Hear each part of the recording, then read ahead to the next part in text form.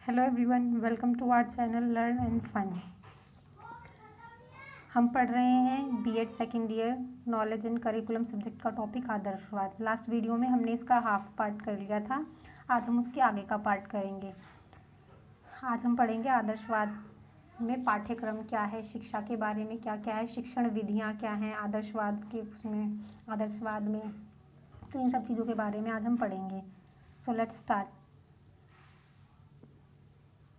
आदर्शवाद और पाठ्यक्रम की आदर्शवाद में पाठ्यक्रम के बारे में क्या बताया गया है, करिकुलम के बारे में क्या बताया गया, वो हम पढ़ेंगे।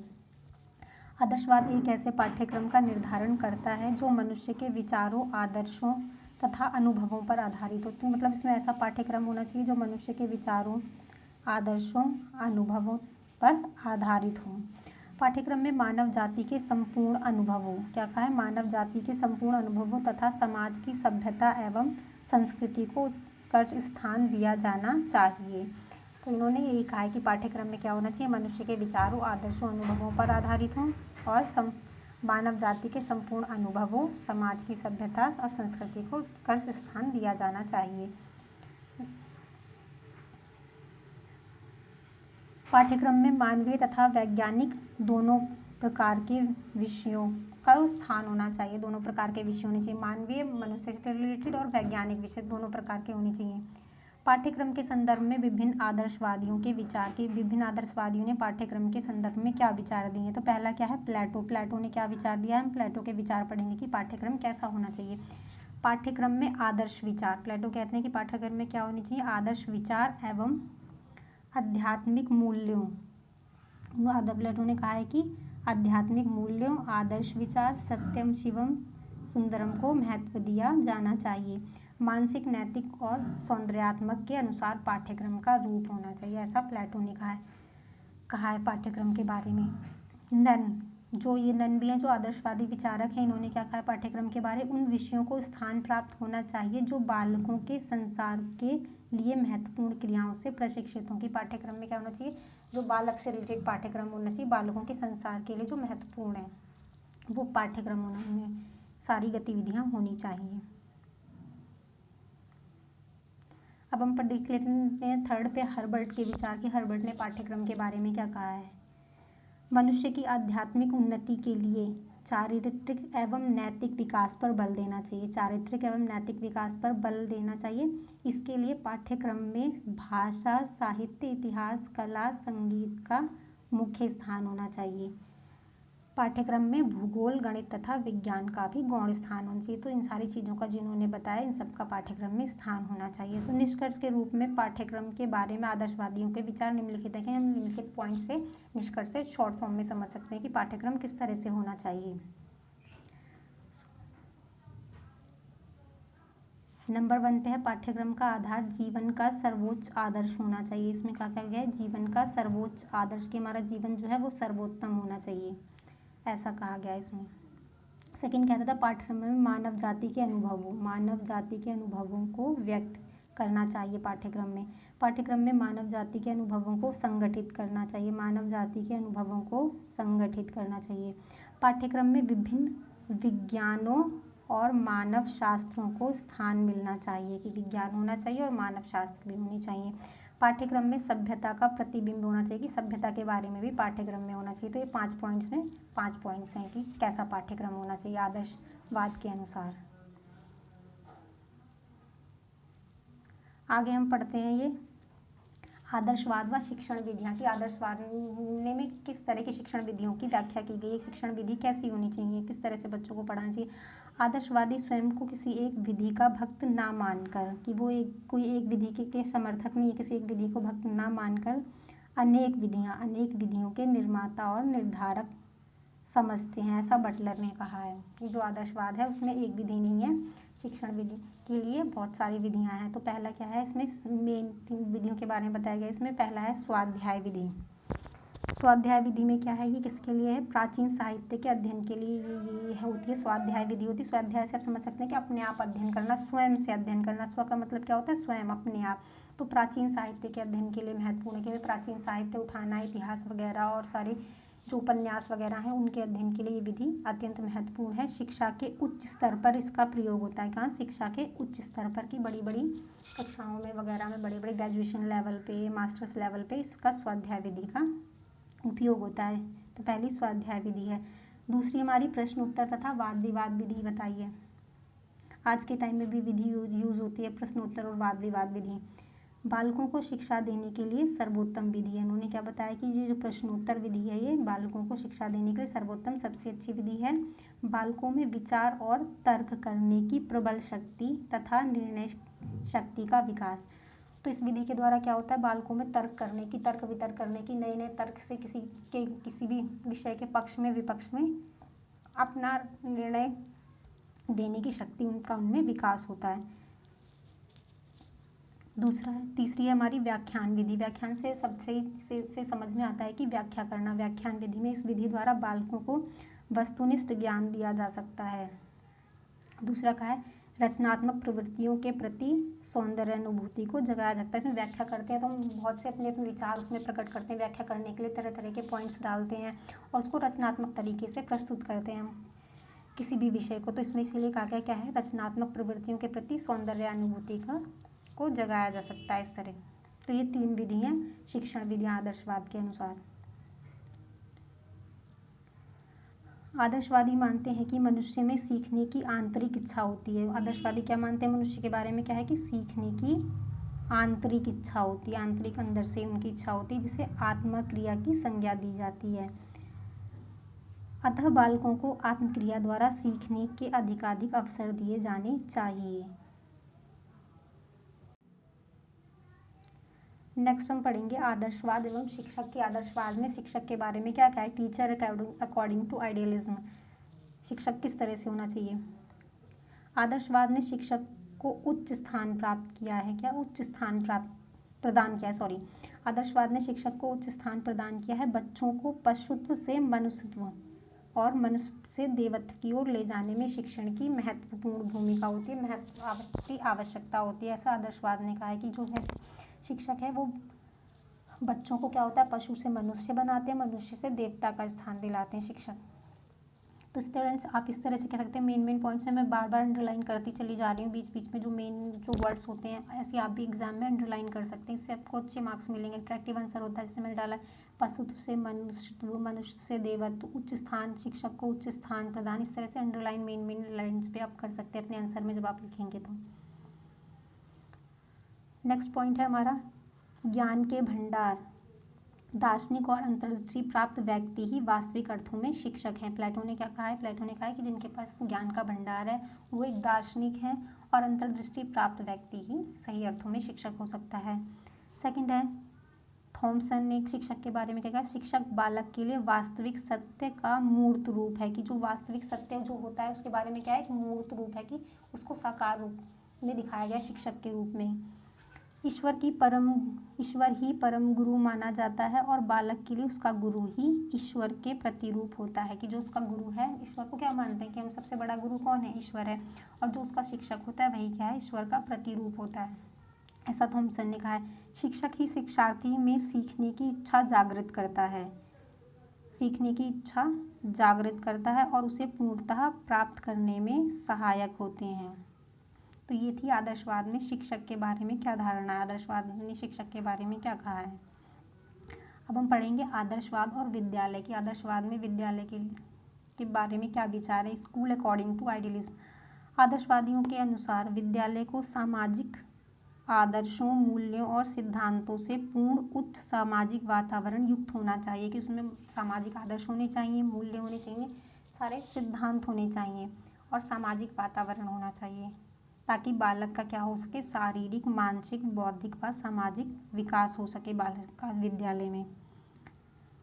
सांस्कृतिक, नैतिक, चारित्रिक और आध्यात्मिक का विकास एवं उसे अनुभूति करने में सफल होने के लिए एक विद्यालय एक मजबूत स्तंभ बन सके। ऐसा आदर्शवाद कहते हैं कि उसे इस तरह से कार्य करना चाहिए ताकि बच्चे का इन सब पक्षों में विकास हो सके और वो आत्मानुभूति करने में सफल हो सके। विद्यालय ऐसे शांत और सुरम्य स्थान पर होने चाहिए जहाँ बच्चे उच्च सामाजिक आदर्शों तथा आध्यात्मिक मूल्यों की प्राप्ति कर सकें।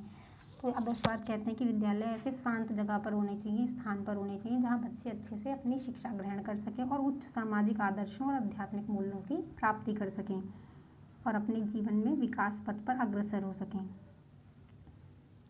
आदर्शवाद और अनुशासन की आदर्शवाद में अनुशासन के बारे में क्या कहा है? Discipline according to idealism. अनुशासन बालक के लिए आवश्यक है। आदर्शवाद कहते हैं कि क्या है? बालक के लिए आवश्यक है। इसके अभाव में सत्यम शिवम सुंदरम का उपासक नहीं बन सकता, कि जो हमेशा से अध्यात्म पर बल देते हुए आए हैं, आदर्शवाद में बल दिया गया है कि सत्यम शिवम सुंदरम, इसके प्रति इसको प्राप्त कर लेना ही क्या है?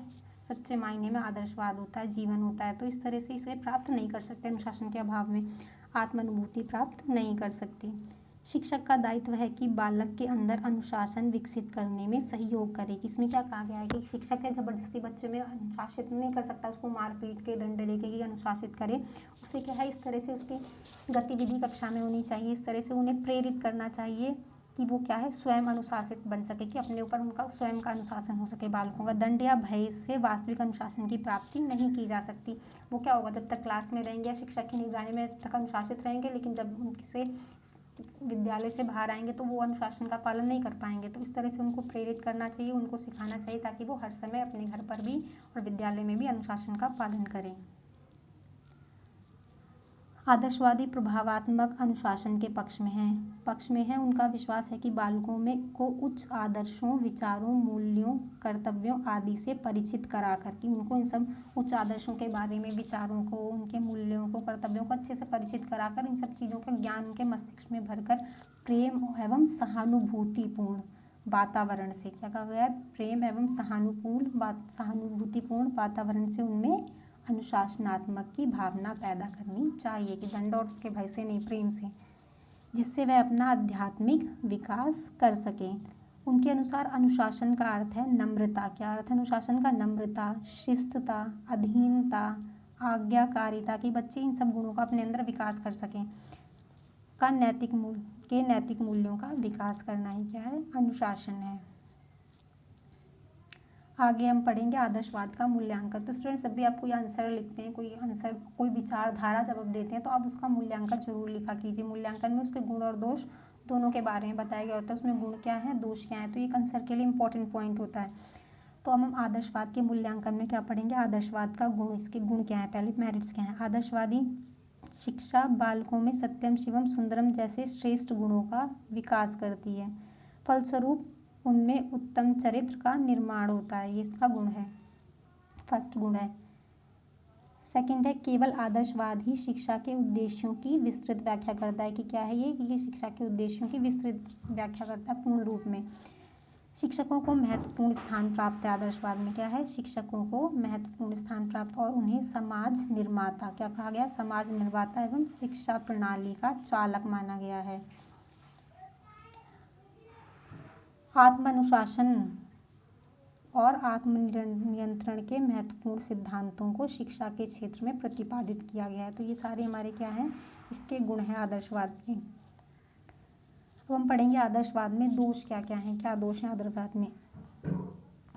आदर्शवादी उद्देश्य अमूर्त और भविष्य से संबंधित है। कि जो ऐसा है कि वो भविष्य की बात करता है, वर्तमान से छोड़ के भविष्य की बात करता है। अमूर्त है, जैसे कि हम वास्तविकता में प्राप्त नहीं कर सकते, ऐसा इस आदर्शवाद का उद्देश्य है। वर्तमान भौतिकवादी युग में प्रत्येक को आज की चिंता रहती है। क्या होता है कि जो भौतिकवादी आजकल युग, पता है आपको, कि हमें भौतिक वस्तुओं की सबसे ज़्यादा, हमारे आसपास की सारी चीज़ें होनी चाहिए, भौतिक वस्तुएं, घर होना चाहिए, अच्छा गाड़ी, मकान। तो इन सब चीज़ों की, वस्तुओं की आज चिंता रहती है, कल की नहीं, कि भविष्य में क्या होना चाहिए। वह जीवन के इस क्षण के लिए रोजी रोटी को आवश्यक समझता है, अंतिम ध्येय आत्मानुभूति या आत्म साक्षात्कार को नहीं।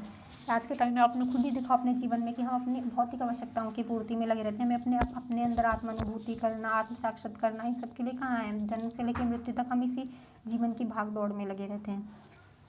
तो ये एक तरह से यह संभव सा लगता है। बालक पर बहुत कम ध्यान दिया गया। क्या किया गया? बालक पर बहुत कम ध्यान दिया गया है। वर्तमान अनुसार बालक ही शिक्षा का आधार है।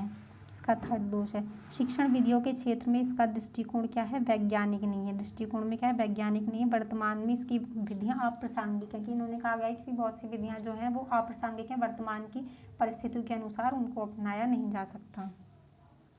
अब हम पढ़ेंगे निष्कर्ष। तो स्टूडेंट्स, मैं ये बताना चाहती हूँ कि किसी भी क्वेश्चन के लिए लास्ट में आप अपना निष्कर्ष ज़रूर डालिए। ये बहुत इंपॉर्टेंट होता है एक आंसर के लिए कि आपने जो पढ़ा उसमें क्या सीखा, आपके अपने क्या थॉट्स निकल के आते हैं, आप क्या सोचते हो उस पॉइंट, उस क्वेश्चन के बारे में, उस विचारधारा के बारे में, उस टॉपिक के बारे में। तो निष्कर्ष में वो आपको अपने थॉट्स डालने होते हैं। तो इस तरह से मैंने निष्कर्ष बनाया हुआ है। आज के भौतिकवादी दृष्टिकोण से उपयुक्त दोषों को ठीक माना गया। जो दोष बताए गए हैं अभी जो हमने पढ़े वो सारे ठीक हैं, परंतु गंभीरतापूर्वक जो हम डीपली इसका क्या है चिंतन करते हैं, डीपली सोचते हैं, विचार करने पर यह दोष निर्मूल जान पड़ते हैं कि इतने बड़े दोष नहीं है ये। सत्य यह है कि भौतिकवादी युग अपने संघर्षों, कलहों, वैमनस्यों और आदर्शों के कारण क्या है वैमनस्य से आदर्शवाद का ही सहारा लेकर मुक्ति मिल सकती है। कि आजकल आपने देखा इतने संघर्ष बढ़ गए, इतने क्राइम है, कलह है, छोटी छोटी बातों पे मनुष्य लड़ने के लिए हो जाते हैं, इतनी वैमनस्यता हो गई है, इतने घिनौने घिनौने क्राइम होने लगे। तो इसमें ये कहा गया है कि जो है मनुष्य है वो आदर्शवाद का सहारा लेकर ही आत्मानुभूति करके, आत्म सुखों को प्राप्त करके ही क्या होता है कि वो इन सब चीज़ों से मुक्ति पा सकता है। रोटी कपड़ा मकान हमारे लिए आवश्यक तो है, पर ये जीवन के लिए सब कुछ नहीं है। इसमें आदर्शवाद ने कहा है मेरे लिए ज़रूरी तो है रोटी कपड़ा, लेकिन जीवन की पूर्ति के लिए, अपने जीवन जीने के लिए। ये नहीं कि हम उसमें सिर्फ हमेशा उसी चीज़ों के पीछे उलझे रहें। हमें अपने आत्मा को परमात्मा से लीन करना है। इस संसार से परे भी एक संसार की बात करते हैं जहाँ पे शांति है, इच्छाओं से मुक्ति है, इंसान को परम सुख की प्राप्ति होती है, ऐसा आदर्शवाद ने कहा है। आज के भौतिकवादी पश्चिमी राष्ट्र भी आदर्शवाद को ही मानव के लिए सुख शांतिदायक मानने पर सहमत हो चुके हैं। कि जो ये विचारधारा है आदर्शवाद का, पश्चिम से, यूनान वगैरह ग्रीस से इसकी शुरुआत हुई थी, वहीं से इसका आरंभ माना जाता है। लेकिन आजकल वो राष्ट्र भी, पश्चिमी राष्ट्र भी क्या है इस आदर्शवाद के प्रति सहमत हो चुके हैं। भौतिक संसार अपूर्ण वास्तविकता है। कि भौतिक संसार क्या है, अपूर्ण है, ये अधूरा है। इसे आदर्शवाद का आध्यात्मिक संसार ही पूर्ण कर सकता है। कि जब तक हम अध्यात्म में लीन नहीं होंगे तब तक हम पूर्ण नहीं हो सकते। आदर्शवाद मानता है कि भौतिक संसार से परे भी एक संसार है जो क्या है सर्वोत्तम है, और वह वास्तविक सत्ता है। कि वही वास्तविक सत्ता है कि हम क्या है अध्यात्म में लीन हो, जहाँ पे क्या है हमें परम सुख की प्राप्ति होगी। इस संसार की मोह माया से क्या है हम मुक्त हो जाएंगे, ऐसा आदर्शवाद ने कहा है। तो स्टूडेंट्स, आई होप आपको समझ आया होगा। आपको अच्छा लगा तो प्लीज़ लाइक कीजिए, शेयर कीजिए अपने फ्रेंड्स के साथ ताकि उनकी भी हेल्प हो सके, और मेरे चैनल को सब्सक्राइब कीजिए और बेल आइकन को दबाना मत भूलना, जिससे कि मेरी आने वाली नई वीडियो का आपको नोटिफिकेशन मिल जाए। Thank you for watching.